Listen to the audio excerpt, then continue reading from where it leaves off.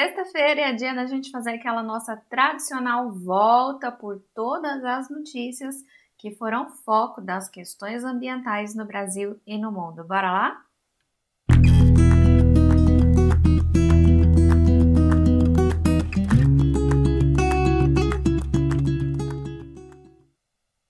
Olá pessoal, eu sou a professora Carolina Arantes, curadora aqui deste canal dedicado para a gente tratar sobre as questões ambientais. Então eu já te peço, se você não é inscrito no canal, se inscreve aí para acompanhar então tudo que a gente fala sobre temáticas ambientais, aulas específicas, curiosidades e assim por diante. Já te peço também para dar like aqui nesse vídeo, comentar, compartilhar com quem você acha que pode gostar, porque isso ajuda bastante no nosso trabalho, beleza? Bom, bora começar então vendo o que foi notícia aqui dentro das temáticas ambientais durante essa semana no Brasil e no mundo. É óbvio, né, que a gente vai começar falando aqui da questão do fogo. Então, essa semana, de novo, o fogo foi aí, né, o foco das ações e das conversas. A gente já começou domingo com várias cidades do Brasil encobertas por fumaça. Então, muitas cidades como Brasília, Goiânia, Ribeirão Preto e Uberlândia amanheceram como essa imagem aí que vocês estão vendo já no domingo, tá? Essa fumaça, então, trouxe, lógico, né, muitos prejuízos, tanto para a saúde quanto para a economia. Em Goiânia, por exemplo, o aeroporto chegou a ficar fechado por conta da baixa visibilidade na manhã de domingo. Aí, então, em Ribeirão Preto também, o aeroporto ficou fechado durante alguns dias por conta dessa baixa visibilidade, e várias dessas cidades atingiram, então, no domingo, um índice de qualidade de ar que é muito ruim ou péssimo por conta dessa fumaça. A maior parte desses casos aí, então, vem de queimadas que aconteceram nos arredores dessas cidades que eu citei para vocês. E por conta do fluxo de ventos que é natural, que tem acontecido naturalmente, então, né, no Brasil, esses focos, né, essas fumaças, então, foram carregadas aí e os ventos transportaram, então, a fuligem desses incêndios que estão acontecendo também em áreas distantes, não só nas áreas próximas, tá? Então, aqui em Brasília, por exemplo, grande parte da fumaça, né, que a gente percebeu no domingo, foi sim proveniente, foi sim resultado de focos de incêndio que aconteceram aqui na região, no entorno, mas também uma grande parte que veio desses ventos, dessa fuligem, dos incêndios que acontecem na Amazônia e no Pantanal. O tempo seco dificulta muito a dispersão dessa fumaça, não contribui, então, né, para que essa fumaça se disperse e acaba aumentando o risco de queimadas em várias regiões do país, né? Como eu disse para vocês, em Ribeirão Preto, o aeroporto ficou fechado e teve muitos voos cancelados por conta da baixa visibilidade. Essa foi uma das cidades mais afetadas, né, em relação às queimadas aí nesse período em que a gente está falando, e ainda enfrenta ali um momento crítico. No boletim que a CETESB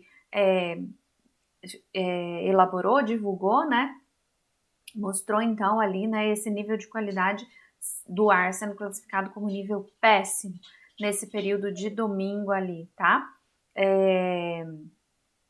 Bom, a frente fria, a explicação meteorológica para isso tudo é que a frente fria, então, mudou o fluxo de vento e acabou impulsionando ali, né, um pouco dessas fumaças de queimadas que acontecem no norte, também para o interior da região de Goiás. E isso acaba, então, contribuindo para o aumento dessas fumaças, além dos focos que aconteceram, então, nas regiões próximas. Em Brasília, por exemplo, o Corpo de Bombeiro informou que a fumaça que encobriu a cidade inteira, né, no domingo, foi decorrente de vários focos de incêndios que aconteceram ao longo da semana.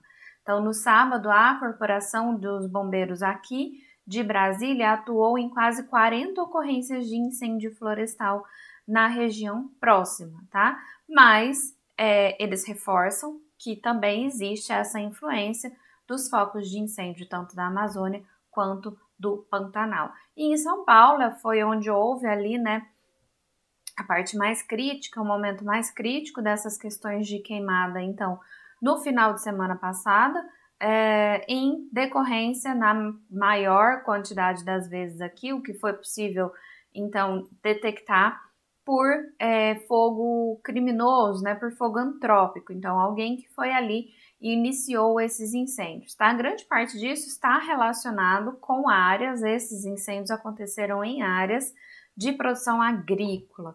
É um período em que existe sim o uso de fogo para algumas atividades agrícolas, apesar disso não ser permitido, mas que existe o uso de fogo e toda essa situação de baixa umidade relativa do ar, do fluxo de ventos, não contribui para que esse fogo seja controlado. Então é muito fácil que esse fogo saia do controle e gere grandes incêndios, né? Justamente por causa dessa situação alarmante que aconteceu aí no final de semana, no domingo principalmente, o presidente do Brasil, junto com a ministra do Meio Ambiente, fizeram uma visita no IBAMA, bem especificamente na sala de prevenção contra o fogo, no prédio fogo do IBAMA, para tentar entender, então, como que está funcionando esse monitoramento dos incêndios no Brasil todo. Eles já tinham feito uma visita em relação aos incêndios da Amazônia e do Pantanal, e uma nova visita foi feita, né? E o que foi discutido ali é que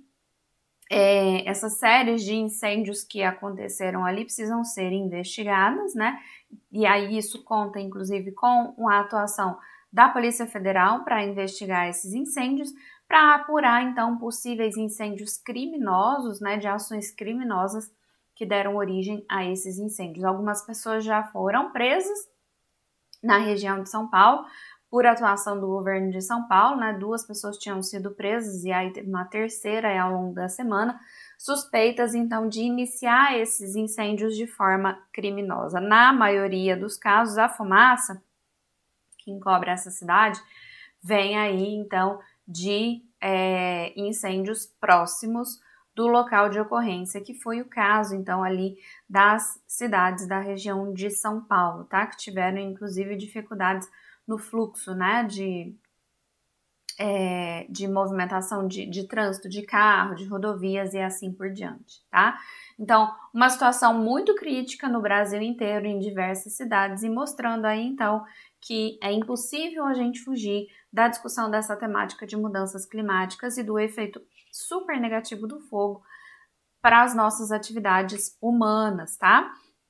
Ainda nessa linha, então, né, houve uma divulgação aqui de alguns dados mostrando, então, o fogo, né, a evolução, dados em relação a essas questões de incêndios aqui no Brasil. Então, mostrando, foi justamente a ideia de mostrar o tamanho da crise ambiental que a gente tem no Brasil relacionado à questão do fogo.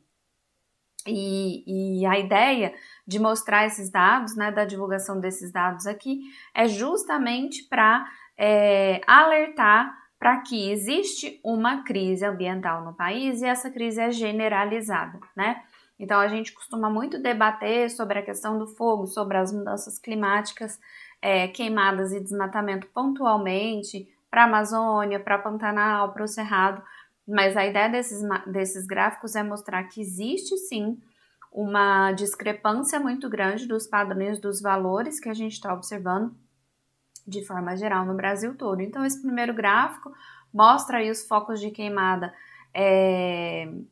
para o mês de agosto no estado de São Paulo, né? Então, mostrando que já aqui em 2024, no mês de agosto, quando essa matéria foi feita, o mês ainda não tinha acabado, então a gente pode ter alguma variação nesses dados. Tem esse pico aí, né, de focos ativos detectados pelos satélites do INPE.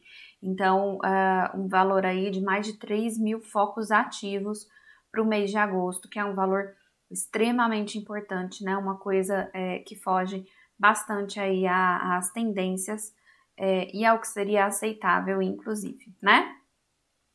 Temos aqui, então, no próximo gráfico, mostrando essa mesma análise, né, de focos de queimada para o estado de Minas Gerais, mostrando ali então que o estado de Minas Gerais tem também, né, nos últimos anos, um foco, teve aqui em agosto, né, um aumento dos focos, chegando a mais de 2.000 focos de incêndios ativos detectados pelo INPE, o que também é um alarme muito grande, né, e traz bastante preocupação aí em relação a esses incêndios. Nosso próximo gráfico mostra, então, o estado do Mato Grosso, e essa mesma taxa de focos de incêndio para ativos para o mês de agosto. E no mês de agosto desse ano, a gente chegou a bater aí mais de 10.000 focos de incêndio. Lembrando que Mato Grosso pega ali, então, né, uma grande parte das condições de queimada que a gente tem tanto na Amazônia quanto no Pantanal.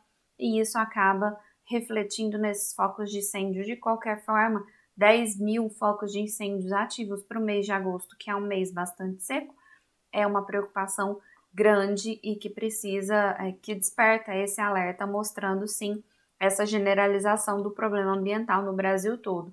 Aqui existe um gráfico mostrando aí nessas tendências por biomas. Então, no bioma Pantanal, a gente tem aqui já no mês de agosto, lembrando que esses dados foram fechados antes do mês terminar, mais de 3.700 focos de incêndio ativos, né, detectados no mês de agosto em todo o bioma do Pantanal. Também é um valor crítico, né? Pensando que no mês de agosto é um mês bastante seco nesse bioma e que acaba contribuindo muito, então, para o alastramento desses focos de incêndio aí, quase 4.000 focos. Isso é um valor considerável e alarmante. Para a Amazônia, a gente tem também aí, né, um valor consideravelmente alto, 25.000 focos de incêndios ativos para o mês de agosto, e a gente tem ainda aqui para o bioma cerrado, com um valor aí de mais de 13.000, na verdade quase 14.000 focos de incêndios ativos no mês de agosto, o que acaba, né, mobilizando então todo esse pensamento, toda essa discussão em relação à grande crise ambiental climática que o Brasil vem enfrentando, tá? Não à toa a gente acaba refletindo, a gente acaba, né, vendo isso de forma mais próxima a gente, com situações como a que aconteceu no domingo passado, com várias cidades encobertas pela fumaça proveniente desses focos de incêndio, tá? Tudo está conectado, a biosfera está conectada, os ventos, então, continuam se movimentando pelo país. Do mesmo jeito que esses ventos carregam umidade, trazem chuva, eles também vão trazer pontos negativos, como, por exemplo, as fuligens de queimadas, que é o que alerta essa reportagem aqui, então, pra gente, tá? E por último aí, uma compilação dos dados mostrando ali, nesse mapa mais à esquerda, os 13 estados, né, e o DF que passaram o pior período de seca em 44 anos nesse ano. Então, vários estados, Minas Gerais, Goiás, próprio DF, né, Mato Grosso, enfim, Mato Grosso do Sul, que tem aí esse registro de ter tido as piores entre maio e junho, a pior seca dos últimos 34 anos, dos últimos 44 anos, o que é um dado alarmante. E isso combinado com esse outro gráfico da direita que mostra pra gente que a maior parte do Brasil esse ano teve média de chuvas bem mais baixas do que o normal, né? Então, tudo isso que tá vermelhinho são índices de precipitação menores do que o que é normal, o que é habitual para essas regiões, tá? Então, tudo isso traz um alerta de que o Brasil passa por uma crise ambiental e ações precisam ser feitas em relação a isso, tá? Deixo para vocês nos comentários aí todos os links para vocês acompanharem, então, essas reportagens na forma integral, né, em sua integralidade, tá?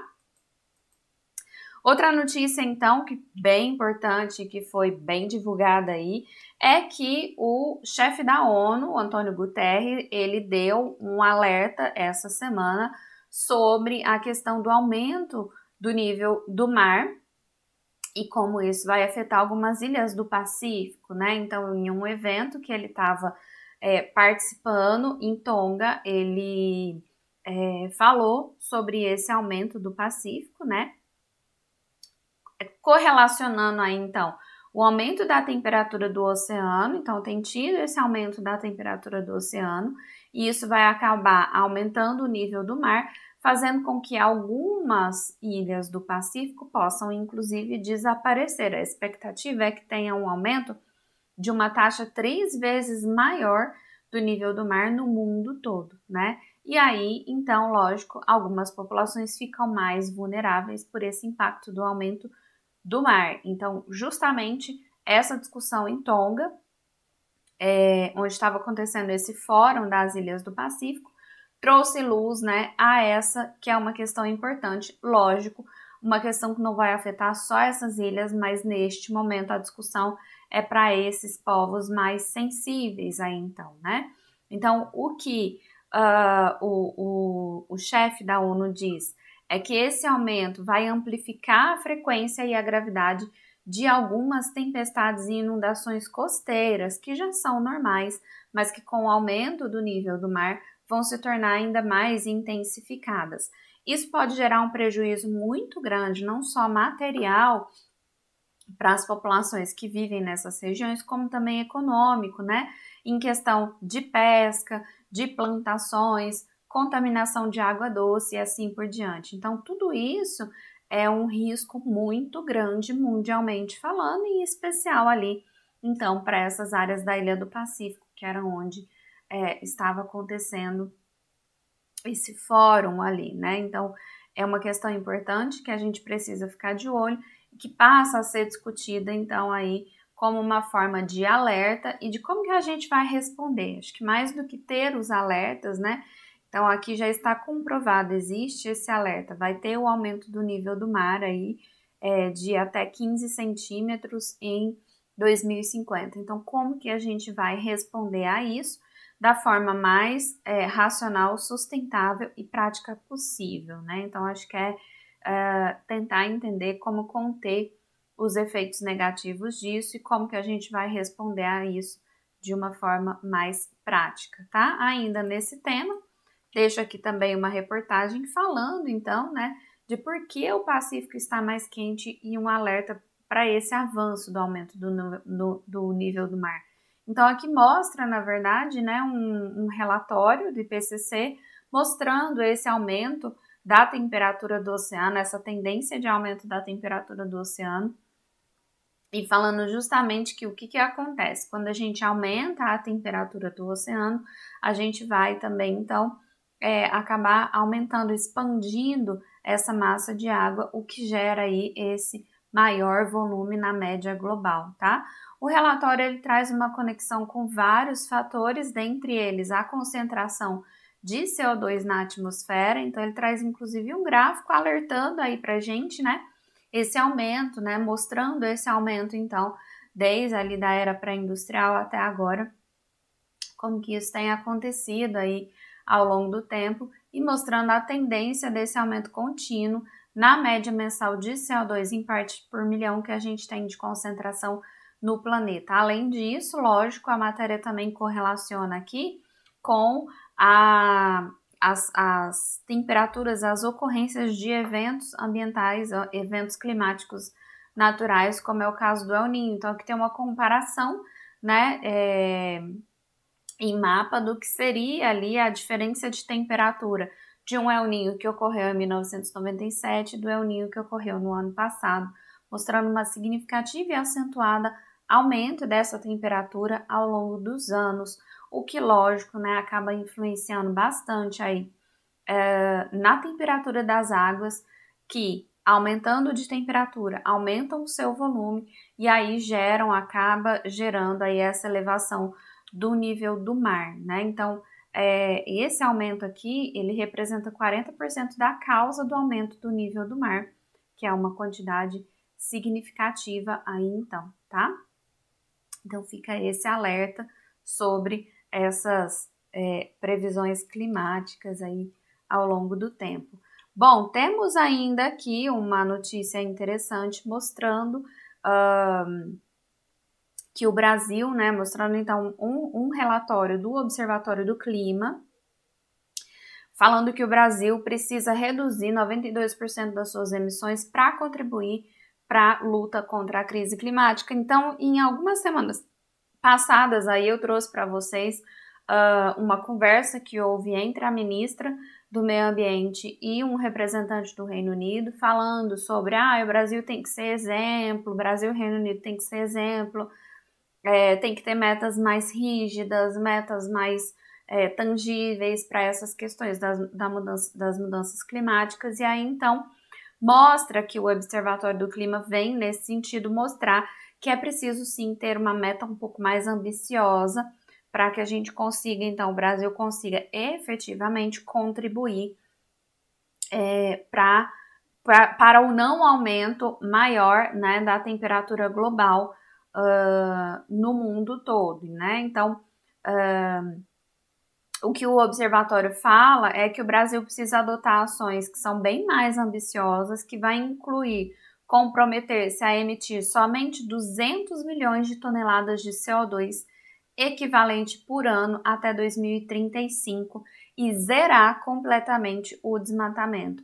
A meta ideal, que foi apresentada no início da semana aqui pelo Observatório do Clima, representa um corte de 92% das emissões em relação àquilo que acontecia em 2005, que é o ano base dos cálculos que a gente tem aqui no Brasil, né? Quando o Brasil emitiu 2,4 bilhões de toneladas de CO2 equivalente naquele ano. A meta oficial do Brasil, que foi aquela meta nacionalmente declarada, né, que a gente faz em relação aos painéis internacionais de mudança do clima, considerava um corte de 48% das emissões até 2025 e 53% até 2030 em relação a esse inventário lá de 2005, tá? Com isso, o Brasil em 2025 estaria emitindo ali 1,32 bilhões de toneladas de CO2 equivalentes e em 2030 o que a gente emitiria seria 1,2 bilhões de toneladas de CO2 equivalente. E o que o observatório fala é que sim, a gente precisa ter metas mais ambiciosas, né? Segundo o tratado lá de Acordo de Paris, então, que é o que traz, né, essas metas nacionalmente definidas, né, de contribuição nacionalmente definidas, nesse tratado, o Brasil, que é signatário, tem até fevereiro de 2025 para apresentar novas metas climáticas. Então, a expectativa é que essa meta aí, que foi estabelecida pelo Observatório do Clima, venha a ser, então, apresentada já mais recentemente, aí, mais rapidamente, para a Conferência do Clima, tá? A gente não tem ainda uma data exata para isso, mas a ideia, então, é mostrar que o Brasil está empenhado em manter aquele objetivo do Acordo de Paris, que é limitar o aquecimento global até ali, né, a temperatura de 1,5 graus no máximo em relação ao período pré-industrial. Hoje a gente já está com uma temperatura de 1,1 grau, então sim necessário que os países tenham metas mais ambiciosas, né? Esse aumento dessa ambição, esse aumento dessa proposta aí, foi estabelecida ao longo de vários meses, com a discussão com várias organizações baseadas em dados científicos, né? E a gente sabe que, apesar de ser bastante ambiciosa, ela é pautada em ações que são possíveis de serem realizadas. Então, essa meta, ela traz ali um pilar, né? Vários pilares que precisam ser focos de ações aqui no Brasil. São 5 pilares. Então, o primeiro é a redução do desmatamento a quase zero em todo o país, limitando a um máximo de 1 km quadrado anual a partir de 2030. Então, no último ano, só na Amazônia, a gente teve um total de 9 mil quilômetros quadrados de desmatamento.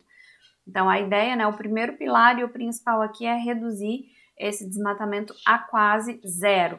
Outros pilares vão ser a recuperação de 21 milhões de hectares de cobertura vegetal em todo o país, o sequestro maciço de carbono no solo por meio da aplicação de práticas agrícolas de baixa emissão de carbono, a transição energética para fora de combustíveis fósseis, que é um caminho bem tranquilo para o Brasil, e a melhoria da gestão de resíduos. Então, é um processo de adaptabilidade que, teoricamente, é fácil de ser feito pelo Brasil, apesar de ser uma meta bem ambiciosa, né? Mas traz aí uma contribuição importante do Brasil em relação às mudanças climáticas. E vamos continuar, que ainda tem mais notícia aqui para a gente falar. Uma notícia importante é que a ministra do Meio Ambiente falou aí, fez uma declaração sobre o pacto econômico com a natureza, né? Quis trazer essa notícia porque acho ela uma notícia legal